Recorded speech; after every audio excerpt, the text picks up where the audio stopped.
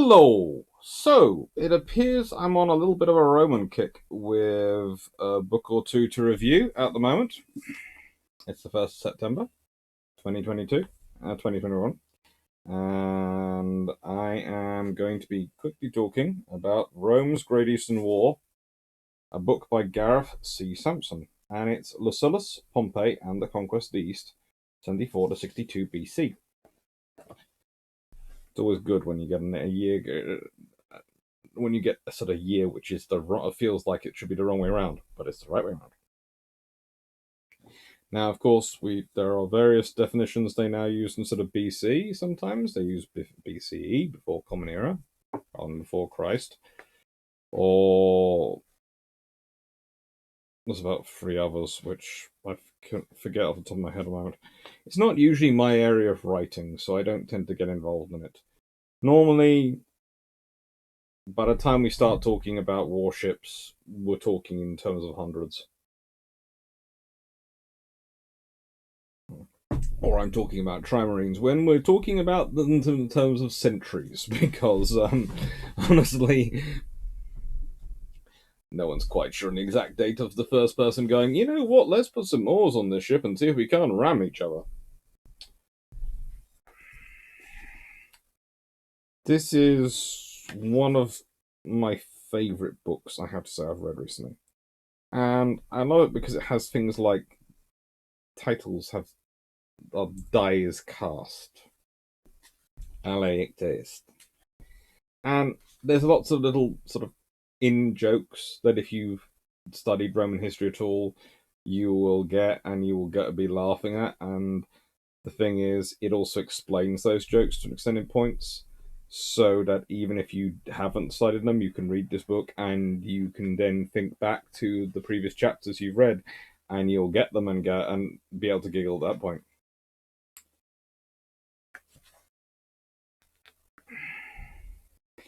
They also have a lovely map of the world, as the Romans consider it, which is interesting. Or as perhaps the Pontius consider it.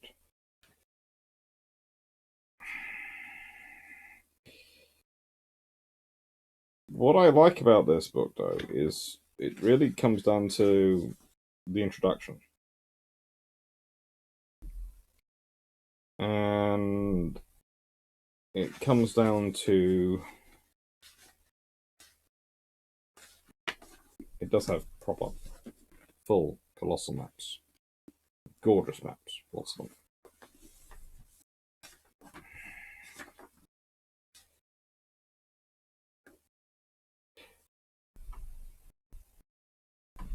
Sorry, seeing the maps made me wonder if I'd done this before.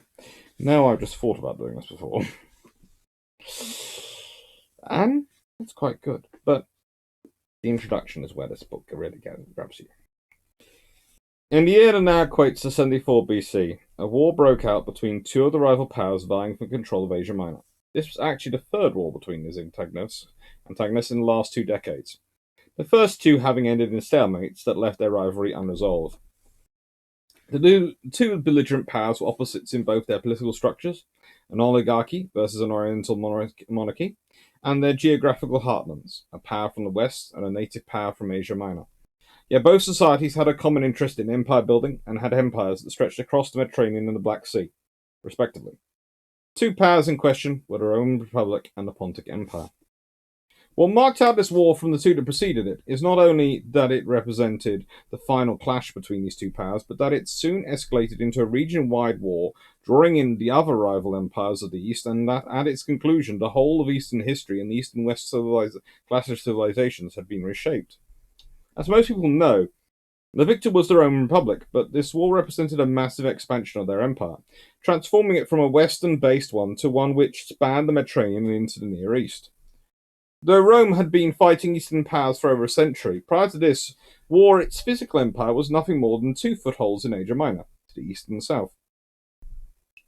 By the end of the war, however, Rome's empire stretched from Crimea to the Red Sea, encompassing all of Asia Minor and the Near East up to the Caucasus and the Euphrates Valley.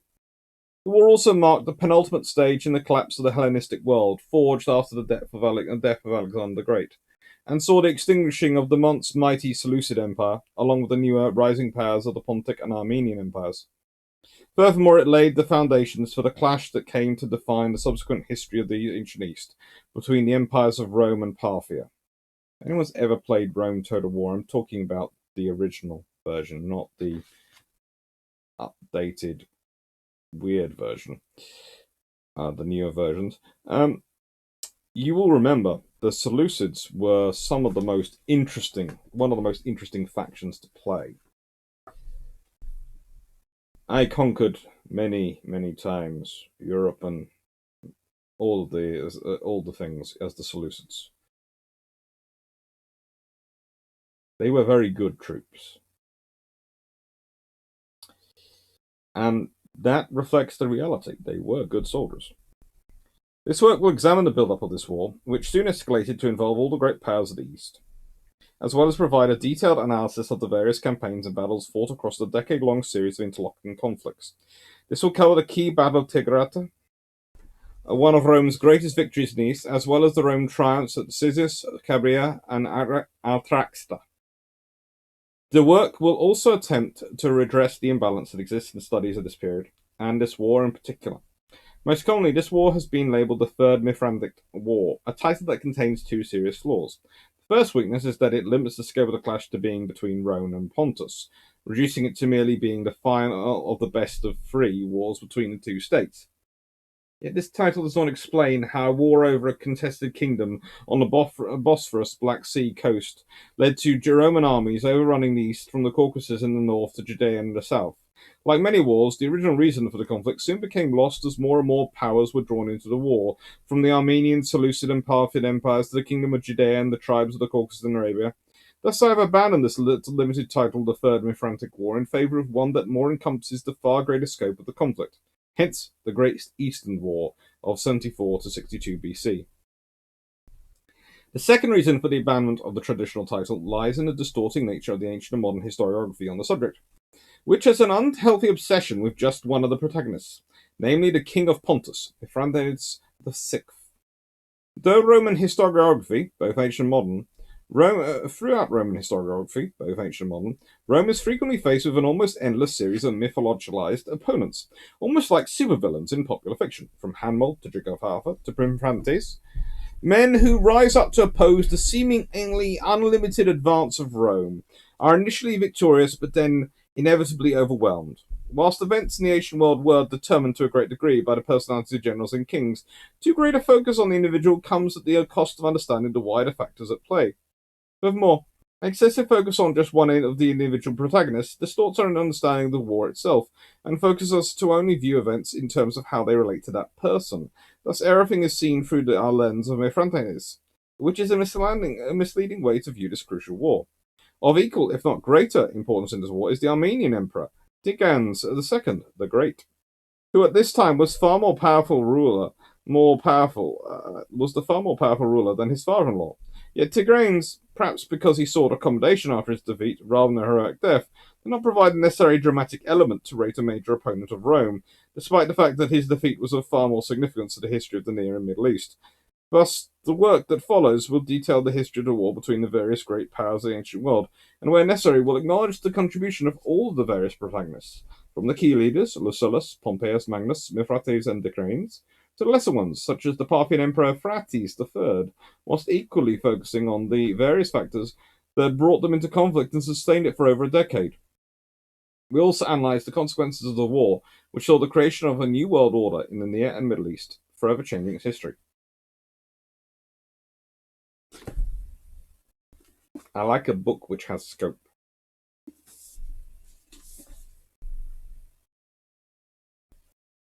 I like a book like this. It's a good book. It's been fun to read. It's been interesting to read because I read a lot of Roman history. It's the area of history I go to relax. Naval history is work. I love it. It's my hobby as well as my job. But I'm always switched on when reading naval history. I don't relax. I relax reading Roman history. And this book gave me a lot of thoughts about the modern world we live in and modern potential clashes of empires. In this period, empires were a very formal thing. Today, empires can be considered interests. It can be ethereal. What is your interest? A nation judges what its interests are. A nation judges what value it places on its allies. To one nation, an ally, an interest can look insignificant, so they can presume that the other nation will do nothing if they threaten it. But to that nation, that ally might be critical, that interest might be essential, and they will do everything to protect it.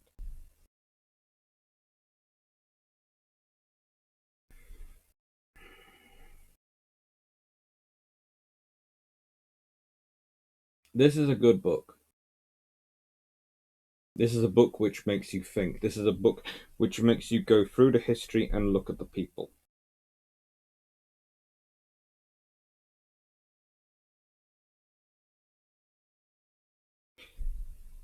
Let's consider the world now. President Biden, current US president, was a key figure in President Obama's cabinet. He was the vice president. But none of the decisions that are made then are associated with him. They are all Obama's decisions. As such, he wasn't judged in many ways by Obama's decisions when he was running for office. But now he's in office. No one's judging his vice president by his decisions either. They're his decisions. When we talk about modern politics, we talk about historiography focusing on individuals. When we talk about modern politics, you'll always hear talked about the prime minister, about the president, about whichever country you're in, the leader. The cabinet members, the ministers, they're less so. They are just as key personalities in the room because they're in the room. And being in the room gives you input. Even if you stay quiet and don't say anything, that has an impact on the room.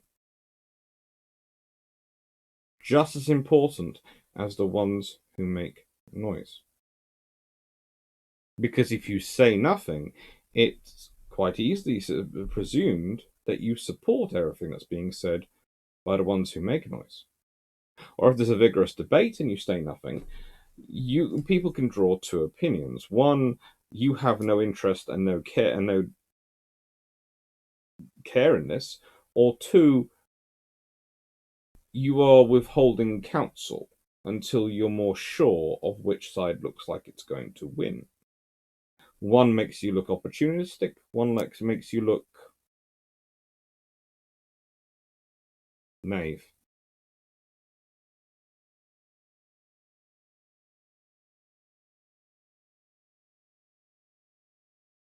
Or if you say something, what do you say?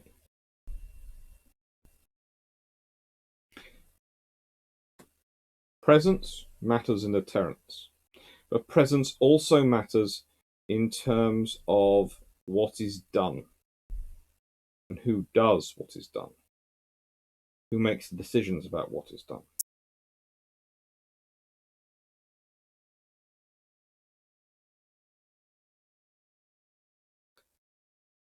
There are no prizes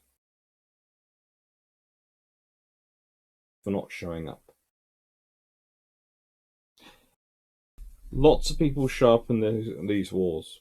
Lots of people are discussed in this book, their factors, their roles. It gives you a fascinating insight into the humanity of the decision-making process, as accurate as we can probably get it when we are staring this far back in the past.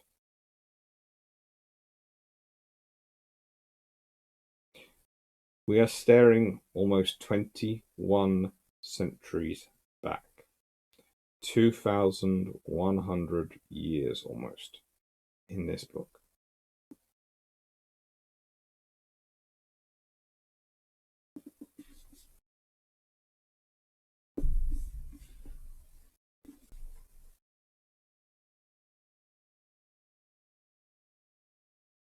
And it can teach you, like all history can,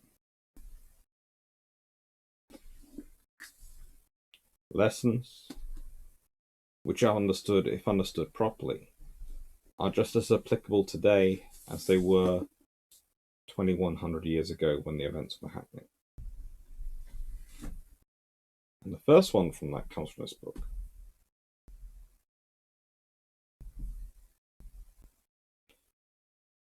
Is always understand your enemy and yourself.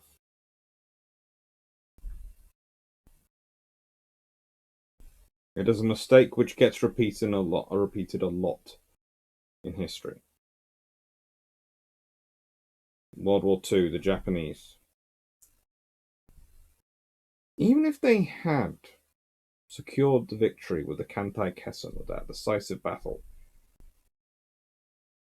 the Americans wouldn't have conceded. It wasn't the American way of war.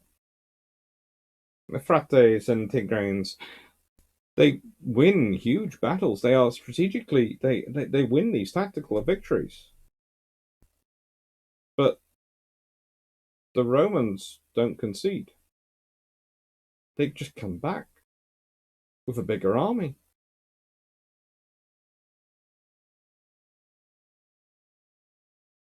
The Roman way of war, the Roman society, is different from their society. They don't understand that, so they make improper judgments based on that misunderstanding. I have said in other videos and ones to come that war is not made by logical people. It is often made by people who are seeing, well, rather, people who are not thinking logically, because it's often made by people who see what they want to believe.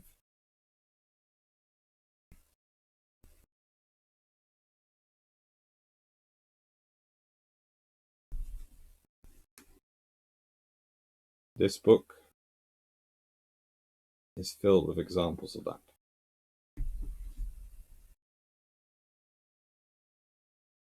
It's worth reading. It's Rome's Great Eastern War, and it's by Gareth C. Sampson.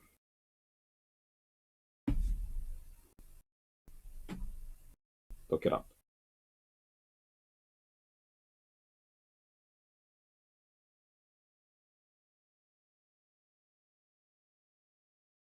As ever, there is a link below to Amazon and ISBN details.